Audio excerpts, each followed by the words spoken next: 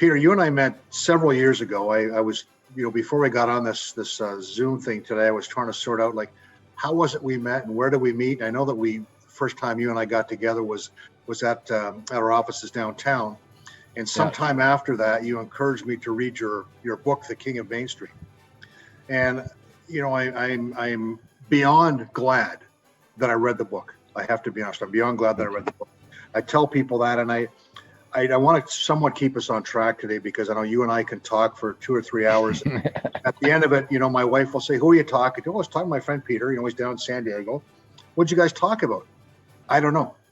So to keep us on track a bit, I do have just a few short questions, and I'm going to leave it to you to do a lot of the talking and as you see fit to best fit in with us. Okay?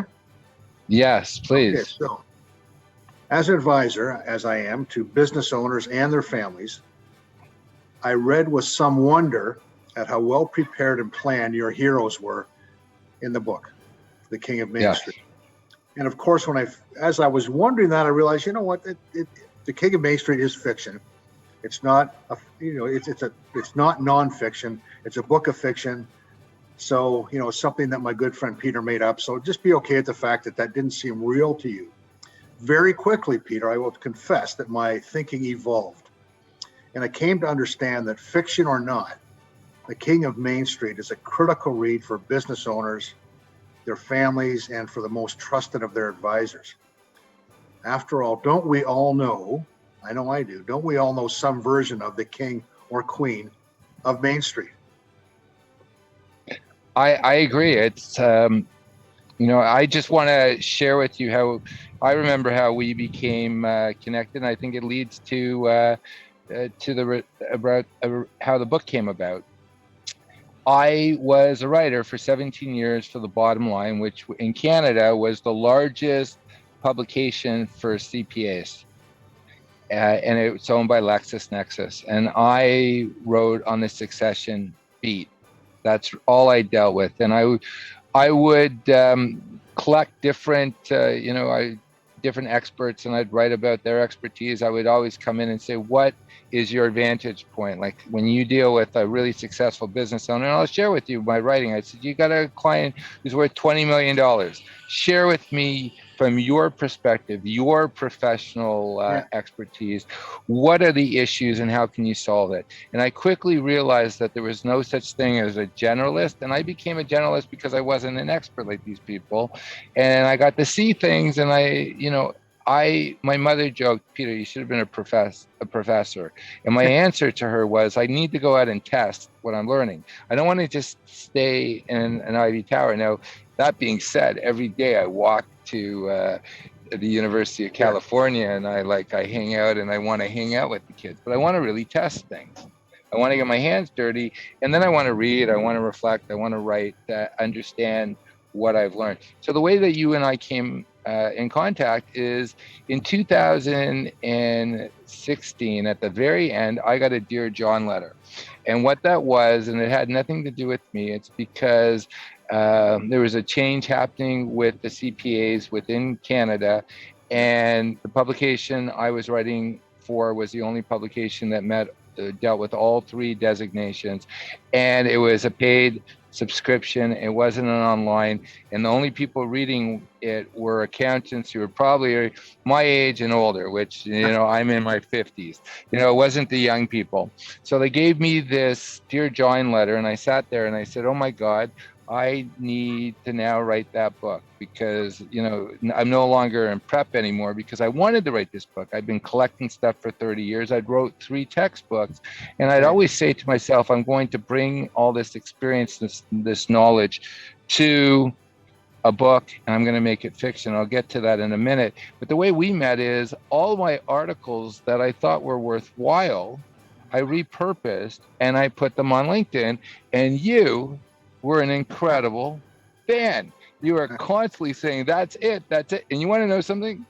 Who doesn't want to hear that? And this is the thing why people deal with you and people deal with me. These are people who like us. And in essence, we have a skill set, but they're not going to open up to us and show us, what's underneath the bathrobe. unless they feel a sense of trust.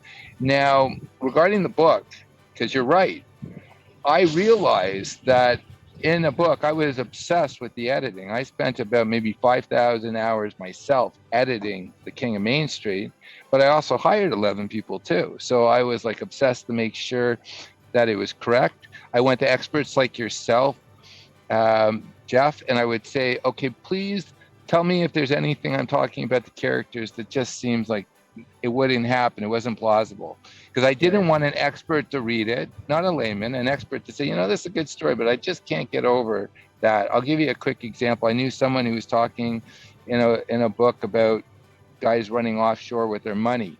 I couldn't get over that because, you know, knowing the rules that you can't open up an offshore account without everybody knowing what you're doing now. So I didn't want that to happen. I want the experts to actually say that this is plausible, and for the end user to find it worthwhile. So I started studying story.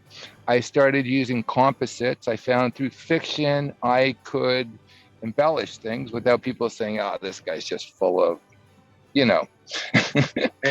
And through the editing, that little world, exactly which you noticed, I made it perfect. These guys did it right. Things happen in life. I read over 300 books on aging, and I can share this with you, Jeff, and you and I can relate to this, that when I was reading these books, I thought I was reading about my end client, my prospect. You know what I learned about life? And you can definitely agree with this. The only difference between the eater and the eaten is time. That's it. That's it. And you and I really bonded because both of us had major health scares at the same time, where I almost kicked the bucket, and you know, you had your health scare, and it really puts things in perspective. You get this unintentional clarity about your life and about others. Very much so. Yeah. Yes. You know, and one of the things that I found that I've actually made a point now, I woke up. Well, I have to tell you about the day, and maybe you can talk about your day. And this is the day that I believe, the day that I had my health scare. And this is something that brings a lot of clients to you, to prep businesses to sell, to pass on to family members, to pass over to a key employee or to third buyers. It's usually an event, because most of us are running through and we're thinking that death thing, that sickness thing, that happens to someone else. We sort of know it. If we're old enough, you know, like our parents have maybe passed or gotten really old, but still we don't think that that's going to be us, right? Like, you know, within every old person was once a young person. And so that day, my wife looked at me and she said, Peter, you look not right.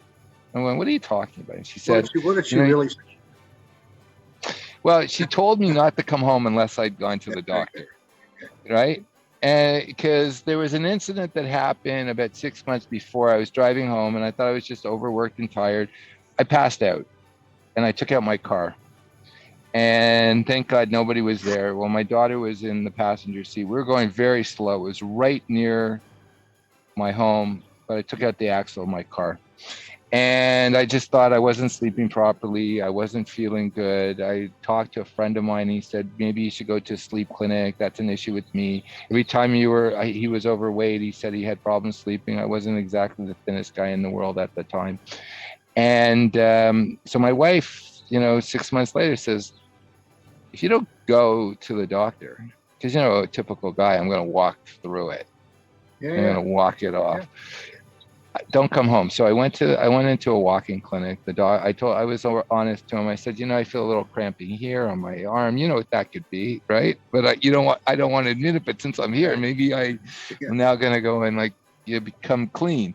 So he says to me that if you were my brother, not me being a doctor, because I can't make those recommendations, I would go immediately to the emergency room and I would get EKG. I would get an X-ray, and I would have a blood test. So I go in, I get that, I show them what this doctor told me to do. I'm walking around, I'm planning all my meetings. I don't want to be there. I'm thinking, like, I'm talking to one of my colleagues and I'm having him do something for me. We're in the hospital, and then you start hearing my name while I'm talking to him on the PA. Peter Merrick, Peter Merrick, Peter Merrick, please go back to the emergency to see so and so. So I go and I go back to the doctor. He goes and looks at me and he says,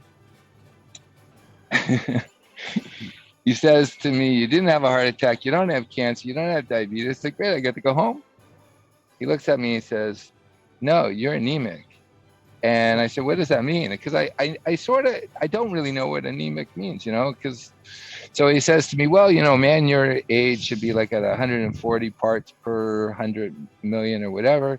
He Yeah. says, he says to me, he turns to me and says, "You're 54." And we're trying to figure out how you're It's a D walking. minus, man. Anybody's language, that's a D minus. That's not good. Yeah. And he says that to me, and I want to get out of here. So I look at him and he said, "Didn't you notice something was up? Didn't you know that maybe you weren't feeling well?" And I looked at him. I looked at his finger. I said, "You're married?" And he said, "Yeah." And I said, "I'm married too. I can put up with a lot." So the end result is they checked me in. They gave me 4 blood transfusions. They gave me 2 sacks of iron. I ended up having internal bleeding. They sewed me up. I was there for 2 weeks. My mother kept on telling me, "Peter, my mother's like 80 years old. They throw me and my friends out after 2 days. If they keep me here for 2 weeks, it's serious. It's Canadian healthcare system, right?" Yeah. And while I sat there, I said, I'm going to make some major changes in my life. And one of them is, instead of planning for the future, I bought a few properties in San Diego. My wife is from San Diego, but my business was Toronto. Toronto was my life. And I started saying, instead of planning for the future and saying that day will come, when is that day going to come? I was living, and this is what I want to impress to people who are listening to this. I was living what's called a delayed life plan. And many business owners live the delayed life plan. Yeah. They start a business, and many of my clients, they get into businesses and they do really well, but that's not what they intended to do. They just found a place for themselves, and this was a means to an end. They were able to go and get married, provide for their family, and have a very comfortable life. It was a means to an end. It wasn't to create some massive legacy, not to get stuck into ego. And at that moment, I said, I've always been thinking about the future, but there's a problem with the delayed life plan. One, you think you're the only one who you'll never die. And you'll make the assumption that you'll know when to switch to live the life plan.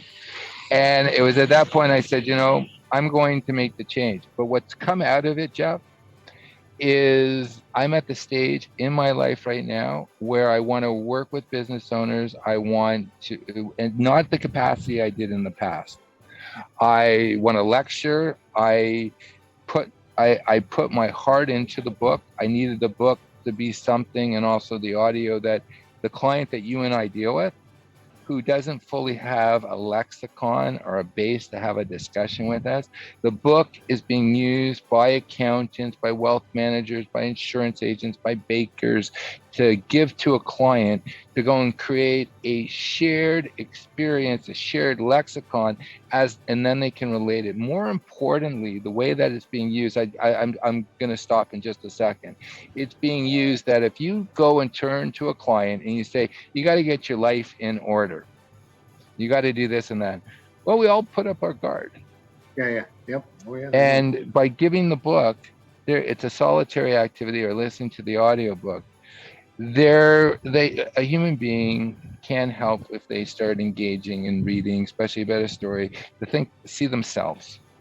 So then when you go back to the client and you talk about the book, you really found a way to have a discussion about using the book as a starting point to actually engage them about their life in transitioning and everything.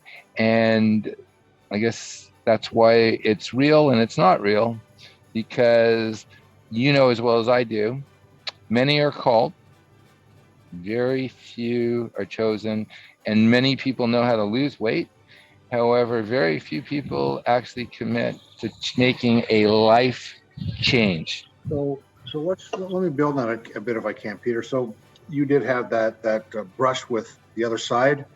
I did around, as it happens, coincidentally at the same time, health scare, and it changed a lot of things for me, as I know it did for you. So let's move on from that, if I may, because Yep. you know the experience I had and the experience you had were still some number of years after you wrote this book.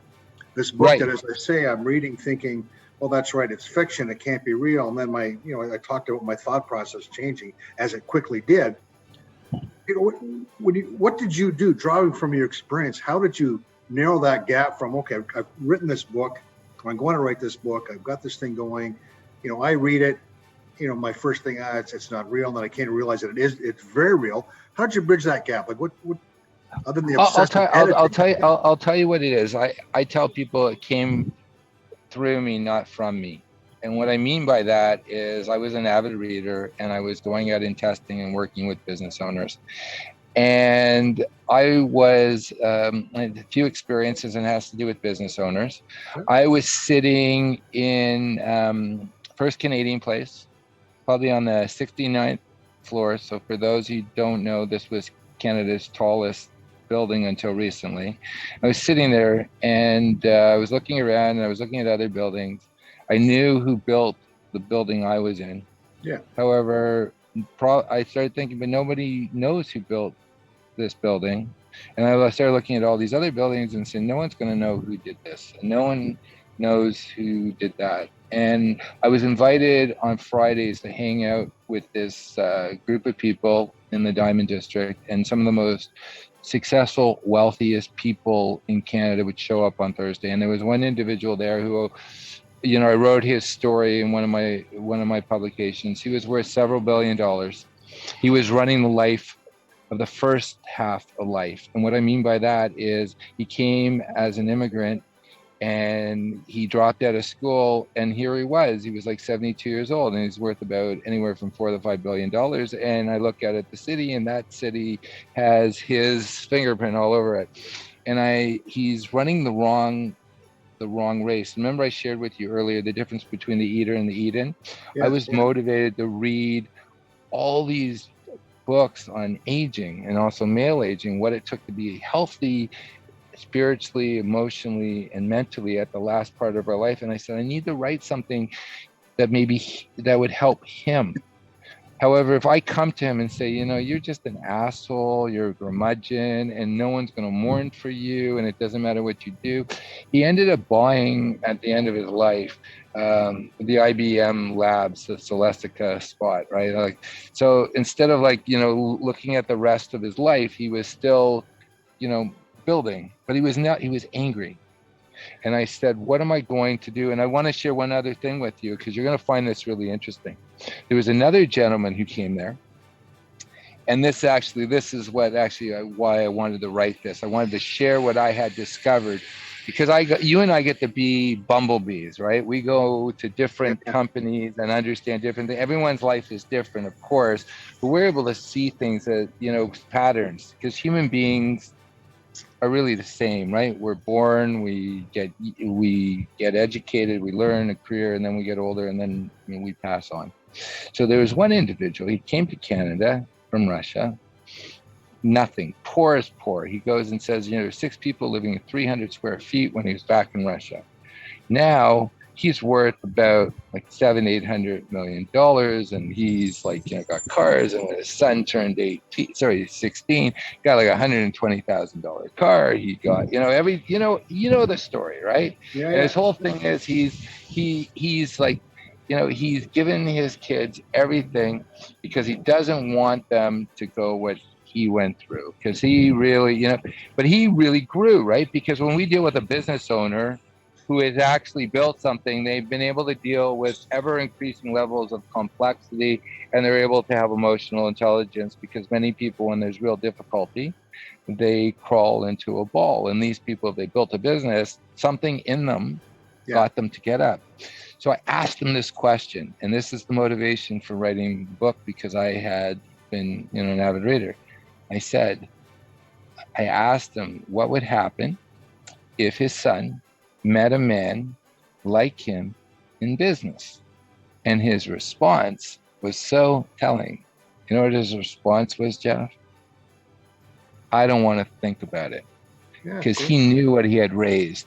He knew that he did not, he did not instill his values, all these different things. And I said, I can go and write about how to prep a business for selling and, to write your own prospectus and all that stuff. But I'm not going to be able to force that discussion on someone. So the purpose of the book was for them to come to their own understanding. And I know the way that I think, and I believe this is the way you think. You want to go and get as much information as possible, and you want to come to it, not have it forced upon you. Well, that's when people may act, and I can say that he realized what he had created, and we see this with a lot of wealth creators. And they have children, and in a lot of cases they handle their kids in a certain way, and it's not unusual to have that $120,000 vehicle at the age of 16, whether you know how to drive or not, and so on. And the piece I think they know, quote unquote, know someplace, but this whole knowing doing gap is there's another part that they don't have a language to put to on this whole transitioning of businesses and wealth. And that's intellectual capital, all the stuff that this guy has built up in his mind over the years. And keep in mind, they start with nothing. And over time, Yes. They build it into X, whether it's 10 million, 100 million, or a billion or more. They start with nothing and it gets built over time. The next generation, like that train's already moving, man. Like they're jumping onto a moving train. So of course they may not well be ready for that yet if they haven't been brought there. So there's the intellectual capital piece. There's also a social capital piece to all this, which is what are your values? Where did we come from? Does the next generation even have a great understanding of where dad and mom, grandparents, where did Bubby and Zeta come from? Yeah. Where did Nona and Nono come from? What did they do when they got here? What caused them to even leave where they were and get here? And how did they build this thing? Those kinds of things, that storytelling isn't happening the way it could be to help that next generation really bond and have a greater understanding of things other than the financial capital. The challenge is all the work and time has been spent building financial capital, building that side of the wealth piece, because I don't want there to be 6 of us in 300 square feet. I don't want my children, my grandchildren, my as yet unborn great grandchildren to have that life that's so sufferable. So this I come back to your book, Peter, and I think about what I've just said and what you said before me. With so much at stake, we're talking high levels of wealth that's been created, family livelihoods, philanthropic endeavors, family harmony, and I'll even say macro and micro economic health of most communities. Please help me understand the real underlying issues. I mean, Peter, why don't all business people, wealth creators, wealth managers, why don't they do this planning? Why aren't they doing what happened in your book? Okay, it's really simple. It has to do with coming to terms with that there's 2 races in life. And I shared with you about that individual was worth a few $1 billion. Many people don't want to deal with the fact that they're eventually not going to be here. That's really what it all comes down to. They have to understand that they won't be here. So they have to also understand this. They have a choice. But before I answer what the choice is, one of the things that was very helpful in putting the book was your program, Jeff. The precursor to what the name of the company was Success Care. And I learned about a lot of the issues because in my book, in my textbooks, I had your group create a chapter which talked about everything that you do, prepare. And it opened up my mind. And again, I am just a person who, because of my column and my books, I'm able to I've been exposed to things. And that's why someone brings someone like you and I in, because they're myopic. They only see what they see. And you and I know the rest of the story. People, what they've done to be successful, the maturity and the mindset that they needed. So this is the choice, and this is the answer. The choice, that I try to make this in the book. You either get to leave standing up, or you leave on a gurney. Either way, you're going to have to. You're going to have to leave, and because I don't know anybody to this day, maybe I'm wrong, who's ever lived forever. So that comes down to, what do you really want to do? And can I share something with you? Please do. Yeah, please. I think a lot of these business owners that you and I do, and what you offer and the service you provide to your clients is so essential, is they've created themselves a gilded cage. And they don't even know how to get it, and they don't know how to get out. And this machine that they created, which is their business, they know will kill them, and they will end up being miserable. And the skill set that they need somebody who I look at, that you and I are Sherpas. We show up after the client has found themselves at the top of Mount Everest. And you and I are brought in because we have the skill set to lead them down safely to the next stage of their life, the last third of their life. And if they do it properly, and they're mature enough to do it, and they bring in the right people, and they bring in their families, it's going to be the best third of their lives. The reason is, can I just leave with, I looked at all those buildings, and I also looked at that individual that I was talking about who built, thousands and thousands of condos. And nobody is going to remember who he is because he was too focused on his ego. The person who can ask the question early enough, what my legacy will be, will leave the best legacy possible. And they will also, there's a joke that, the difference between a miser and a steer, what's the value of a miser and a steer? Only when they're dead, because they have no value before then. So in essence, these people can be doing all this stuff and making money and whatever. They can donate money later on. They're going to just, no one's going to really, they're never going to see the benefit of it. They can spoil their kids and think and in essence, think that it's all family pride. It's got nothing to do with what's in the best interest of the child for their growth. Because I remember once I walked into a client of mine at a manufacturing company, and he was the first one always to show up, and he was always the last one to leave. Yeah. And his kids never really had a job. They started working for him. So guess what? They were the last ones to enter and the first ones to leave. And he said, kids don't have the work ethic anymore, and this and that. And I looked at their cars, and I asked him a question: why do they got those cars? He goes and says, well, he lies to himself. Yeah. He goes and starts saying they're good cars. They don't break down. I'm sorry, I've had BMWs. They're not great cars. They cost a fortune. But he was doing it because he wanted to protect them. And by that, because what happens to a lot of these business owners, and this is where you and I can come and help, is they've created a gilded cage. Also, if they really want a legacy in their business, if that's what's important, at a certain point, they become the impediment to the business. So this, it's beyond a gilded cage. I mean, they are on an extremely highly luxurious, but very small island that no one can access except them. They build this moat around themselves, whether you want to call it a gilded cage or moat, and the lavishness they put upon their children is often really to make mom and dad look great, to make mom and dad look, typically to make them look successful. Look at the cars. The homes. I would also.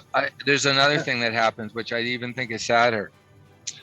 A lot of parents have guilt, because it comes down to most people who start businesses are doing it to create a lifestyle, and they get so sucked into what they're doing, they don't spend time with their children. And what is money really? Money is what we trade our life energy for. It's like we get money because we spend time doing something, we get compensated for it. So it's a surrogate for them. Writing a check to a charity is a surrogate to them. I'll just share with you why I realized that, because I had you talked about the book, and it has to do with like huge life experiences. One thing that I realized is my father was he was a top tax accountant, and he had a seizure and his memory was going, and someone asked him while I was there, I said, Marvin, now that you're no longer practicing, what would you like to do? Now, my father used to give a lot to charity, to certain charities that were important to his family, to community charities.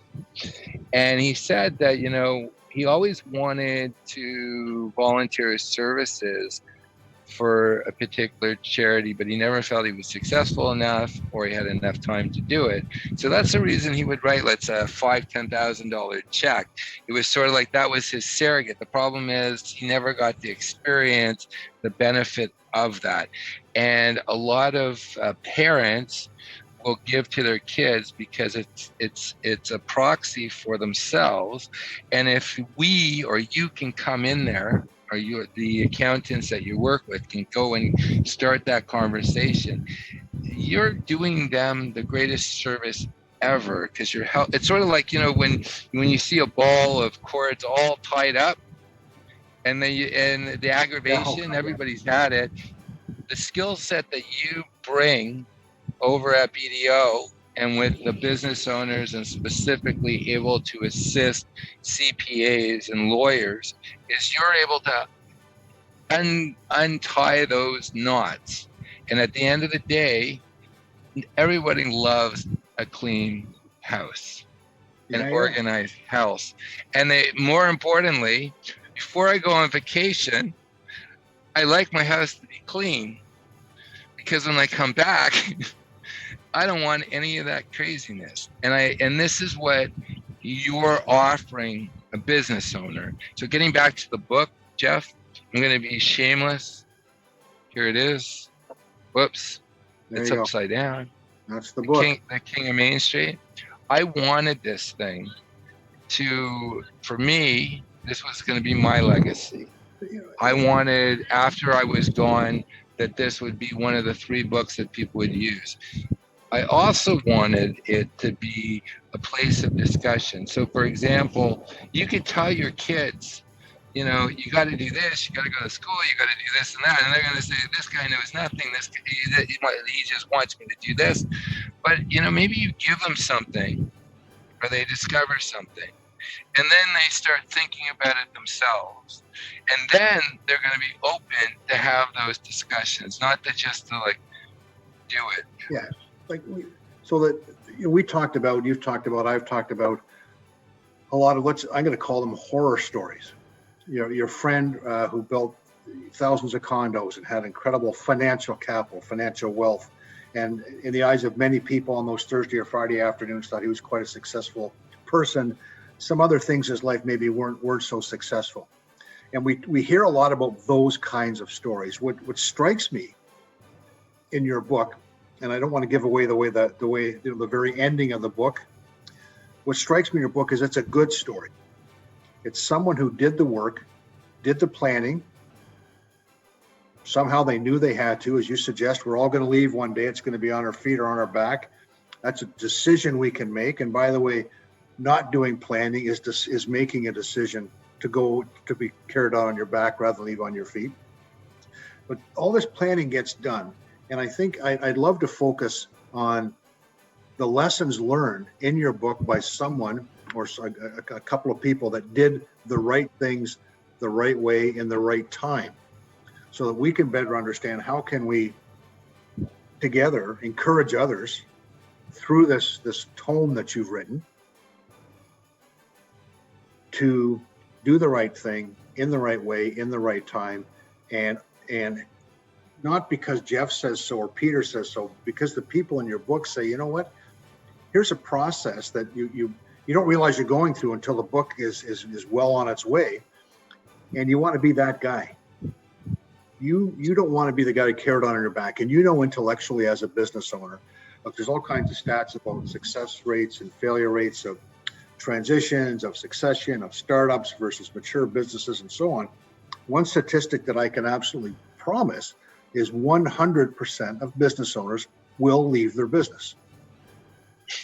right? 100%. Yes. So how can we, because I love the book, so how can we use that as a tool? Well, or a let me catalyst? share with you. Yeah. Let me share with you. I apologize. I like being outside, so there was a loud noise in a second. I'll share with you how people have used the book, because I think that's the key. Because when you create something, you think it's one thing, and it ends up being another thing. Well, really, it was really fascinating that what happened to me when I wrote the book and I started giving it out to really successful people. Because again, I read all these books on aging, and there's only been, according to demographers, 107 billion people have ever lived on this planet. Only a half a billion of those people have lived to 65 and older. That being said, 3/4 of those people, guess what time period they're alive? Today. Yeah. So what that means is most people don't know what it's like to be healthy. And most of the literature is on young people. Most of the banks, they go and they say, hey, they project on what would be, beneficial to someone when their retirement, when they retire or sell their business, but they're taking it from, let's say, a 35-year-old young man or a 35-year-old young woman, and they're projecting it out. They're not actually going to someone who's done it and found out what they need. And what I felt was really important is, again, I was so fascinated. I read over 300 books, mythology, psychology, you name it. I did studies on aging, what takes important. And I wanted to actually create something that would show the transition, healthy people transitioning. Now, let me share it with what the magic elixir is for the business owner. And it is and the magic elixir is you have to deal with your own stuff. We have initiations, or we used to have tribal initiations. Young men would be initiated by elders, but elders also have to be initiated. So just because someone gets older, they are a senior, doesn't mean they're an elder. An elder actually puts all their affairs in order, mentally, emotionally, financially. And once they've done that, then the satisfaction they get happens to be assisting someone else. Now, let me share with you, which I think is something that very few people know, and I put it in the book because I was fascinated when I read it. Most people don't know that Merlin from King Arthur Round Table, before he became that gentle, wise man, magician, he was a warrior king, not just a warrior king. This guy here, those A-type personalities that would go and destroy you in business, whatever. That was Merlin. He was violent. He was everything. And around mid-age, he had a midlife crisis, and he went into the forest. And in the forest, he wanted to control weather. Well, if you look at Jungian psychology, controlling weather is that emotion that happens. I thought it was going to be this, and I'm not, and whatever, and all that stuff. And then what happens is, and this comes to the point which is very important for business owners, he has this vision of the world after him. Now he knows he's going to not be there for that world. So now it becomes a responsibility for him to put his shit in order and find someone to mentor. And he finds Arthur and he mentors him, and Arthur brings about the Knights of the Round Table. So what's in Camelot? So what's the whole point about this? This is a stage. And it's an initiation for a successful business owner. If they transition well, then they will be able to take that learning and they will be able to help. Now, I once had a student of mine, Jeff, ask me a question about mentorship. And I thought about it and I said, I can't be your mentor. I can give you assistance, but I can't be your mentor. Because if he goes up the bat, I still want to go up the bat too, and I want to knock it out of the park, because I'm still young enough. A true mentor is someone who doesn't need to go and knock it out of the park. They're satisfied in directing you, helping you, giving you the tools so you knock it out of the park, that you get satisfaction. And a business owner will be dwarfed. Remember I talked about that billionaire? He was stuck, mirrored in his business, so he could never do that. And at the end, I don't know how many people are mourning him. His family mourns him, and no one's going to know what he did. But you want to know something? It's not about our titles or anything like that. It's what we give of ourselves and our resources. So the first half of life is accumulation. The second half is about consciously giving it away and getting back to the role that you play and the role that I play and the role that the book plays is we're able to go in there and help these people deal with the financial business structuring part of that. They're going to have to do the mental and the emotional lifting to go and enter the next stage. That is the ultimate initiation into eldership. And we have too few elders. And if our society is going to survive, these business owners have to step up, because I want to share one last thought. This is why you and I love working with business owners, and share with me if you disagree with me. That business owners give themselves the greatest gift of all, the possibility to self-actualize. I don't say self-actualize, the possibility to self-actualize, to take ownership, because unlike someone who's working for someone, they have to ask permission. In Shawshank Redemption, where Morgan Freeman asked to go to the washroom, that's literally what an employee does. A business owner actually rubs up against the environment, and they have to actually, to survive, they have to change, mold, and they overcome. And through that, they have the ability to self-actualize. And at the end, it's not about what you and I have. It's about the knowledge we can share. And you know what the saddest thing is with these business owners that you and I deal with? If they don't come to you and go through your program, I truly believe this, because I believe that our economy is in trouble. Because I was reading about like 97% of all businesses that are in existence aren't going to be here, and it's going to be worse than ever before, because you're a generation, you're a boomer, right? And I'm an Xer. My generation is a third smaller than yours. So if it's not done properly, and there's not enough of us out there, like literally we need people holding up, fixing the dikes as quickly as possible, or the economy is going to fall down. I truly believe that these people have to make that transition, and they have to help the next generation. I believe that more than ever, because when an old person is no longer with us, we've lost a Library of Congress. Yes. And what you do, because I've seen the program that you do, how you actually go and get them to share the values, share this family story, that they say this is why the door is there and not there. Maybe they could, like, why we have this process, not that process, and to completely document it so it can become a turnkey business, sort of like, I'm going to sell you a franchise at the end of the day. That is so important, because these people that we deal with, these people who came from nothing and created something, because you and I don't deal with PhDs. No, so Papa had dough. We're helping. We deal with people who actually do. We're helping these guys and these people. You're right. They have the capability, but will they self-actualize? And the capability and the resilience they have. And if we can give them the tools to not only get their business ready for some sort of transition, to not only get the structure, to get themselves and their families ready for this transition, because a transition is going to happen. There's no stopping it.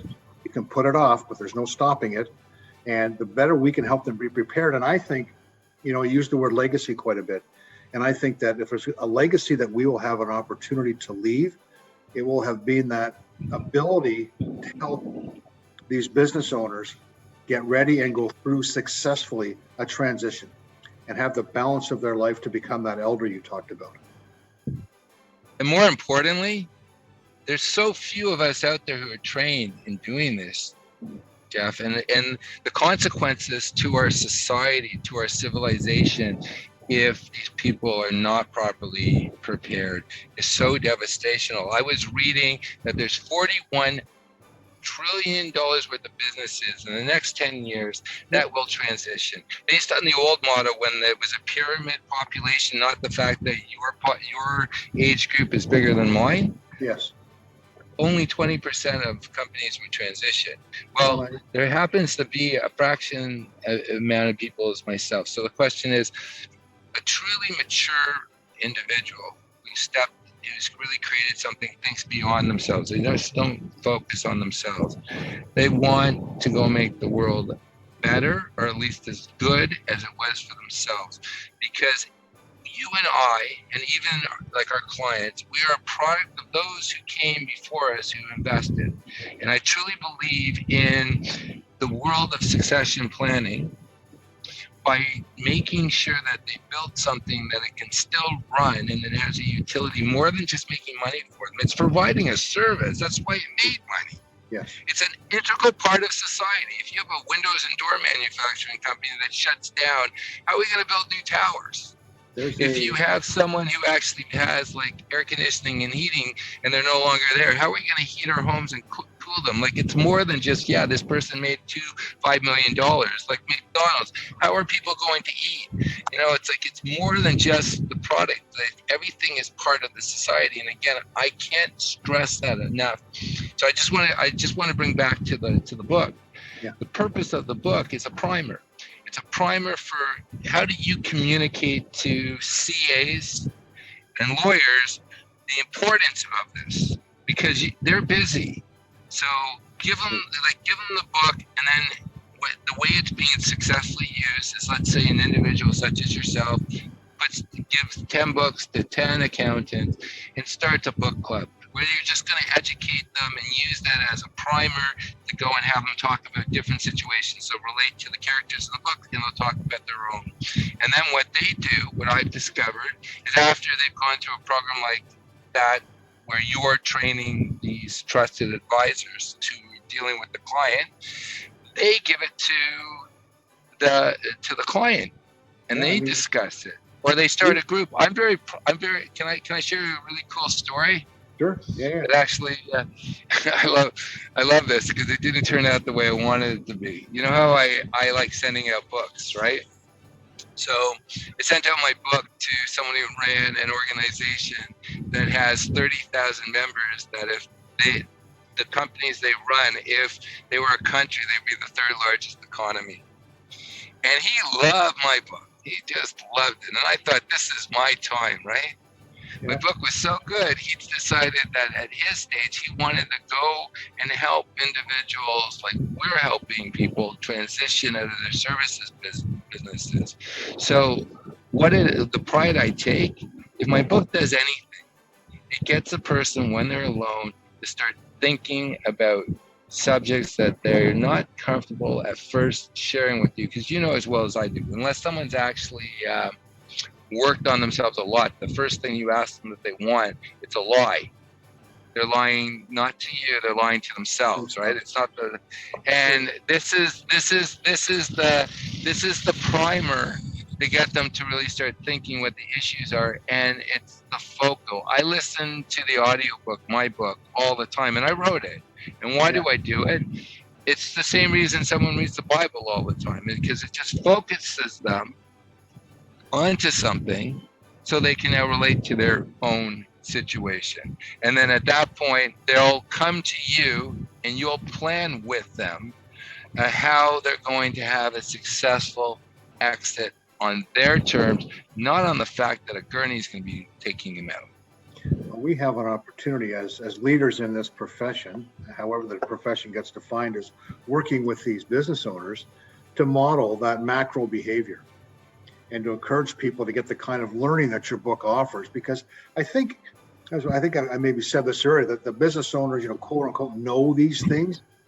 That solitude you get sitting reading a book, maybe you're on vacation, maybe you're on an airplane, maybe you've got a bit of time in the evening, and start to get into some of this. As you say, we have to fix ourselves first and be truthful with ourselves first. And I think that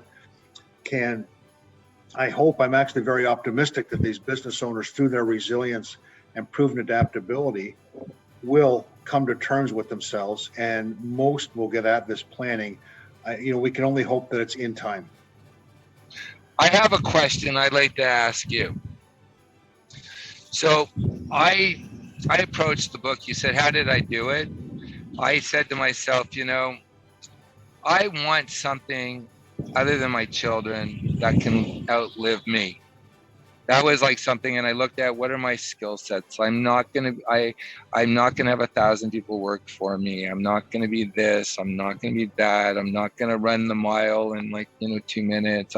All these different things. I know how to write, and as I sat there, I said, what can I do that potentially can outlive me? That I can say I was here, because that's really what we all want to do when we get older, right? Like I was here. I did something productive. So I knew that the book I handed you, Jeff, I'd left everything on the field and more. I share with you that I don't think I can write another book. I used to write all the time. I don't think I can do it. So when I gave you the book, I want to know what your thoughts were of the book at the beginning, because, you were being polite, like here's another shitty book that some guy put together. And I understand that. I love people underestimating me, because that's what my wife does. Just joking. So, Edit that out. but I want to know the process that you went through and why at that point, because you become a huge advocate that every accountant and every lawyer and every business owner should read my book. And I want to know what your thinking was when I first gave you the book, when we first met, to when you believe that this is something that says what you do and what they need to do. Yeah, so you gave me the book, and as it happened, and it was only coincidence because I don't travel a whole lot. It was a couple of weeks before my wife and I were going away on about a 10-day vacation to someplace a little warmer and sunnier than Toronto. And I brought the book with me because that's, when we're away, we like to relax. We don't do much. We'll sit around. And that's typically when I get some good reading done. And I started reading the book, and it was, whatever. I'm drawn in. I'm reading the book, and Peter said I better finish the book. So I'm going to finish the book.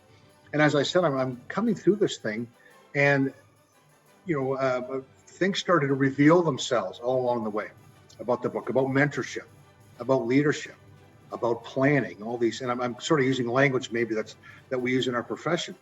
But the story really resonated with me. And my father was in business. His father before him was in business, and the great-grandfather in business. So maybe I had a bit of relativity towards it.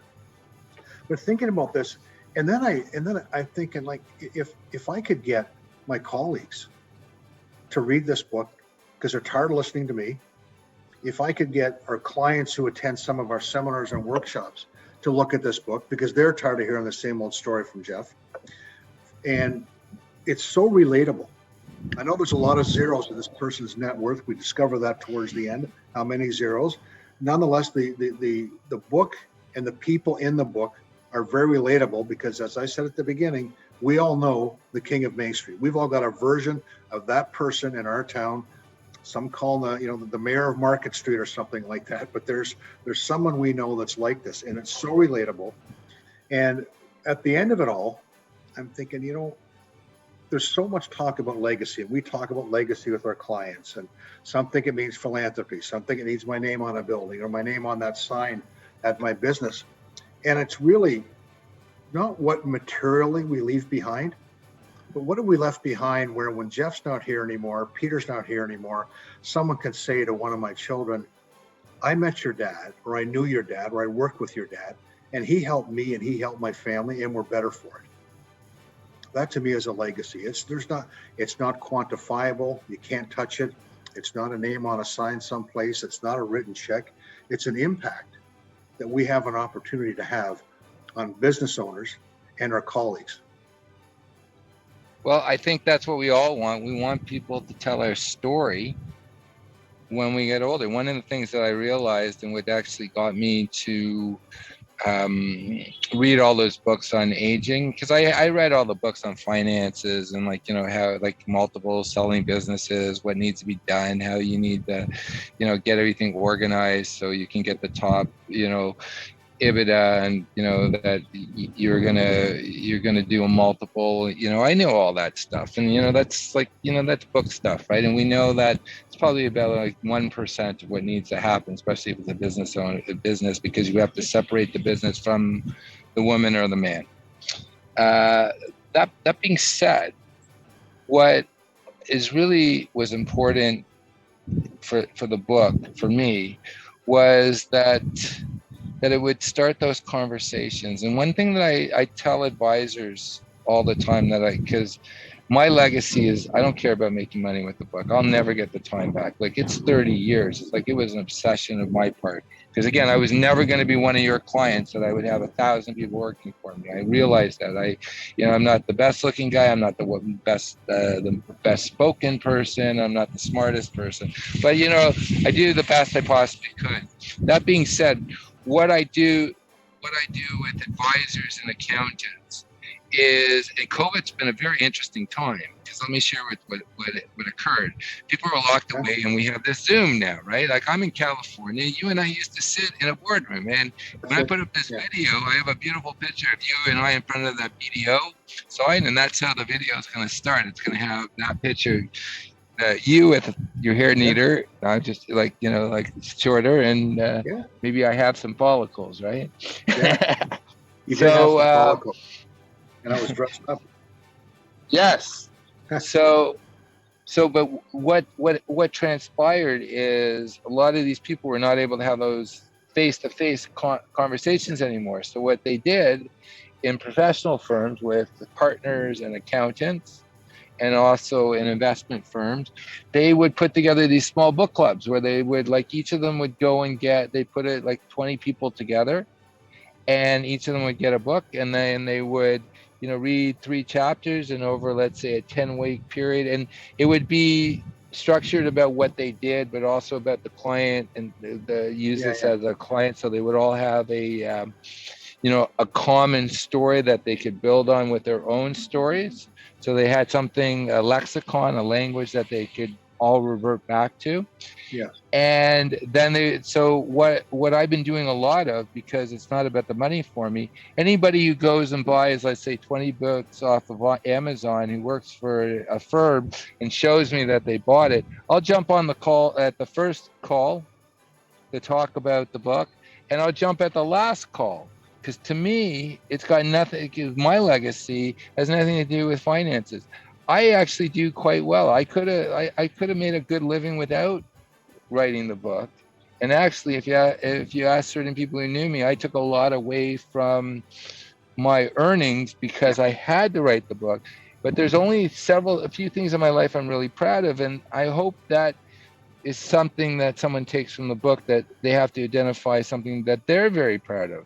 And for me, when my career is over, I'm going to be proud of the solution that I created, which allows business owners to take money out of corporations, corporate money, tax exempt, to spend it on whatever they want, and my book.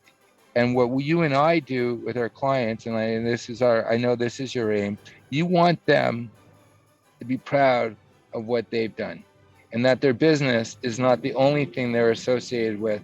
They're associated with other things that have the potential to live well beyond their physical existence. And that, for me, I offer to every accounting group, let's say a BDO, that, if you wanted to do this with me, Jeff, I'd jump right into it. And I want, if the president of BDO is listening to this, this is what I will recommend that I would do. You buy books, you get your managers and your partners together who have those clients, because guess what? If you're not having those conversations and bringing in Jeff, someone else is going to do it. And that client will leave your firm. And that's the last thing they want to do. So, but how do those accountants and those lawyers working for BDO actually know to have those conversations? Because they're not there. They're myopic. They're looking at their own thing. Put together a bunch of accountants. I'll jump on the call and I'll share with people how other firms have actually used it to be beneficial. And I'll jump at the end, because for me, the most important thing is not just me. If we don't get together as professionals to help these business owners transition properly, our kids are going to suffer.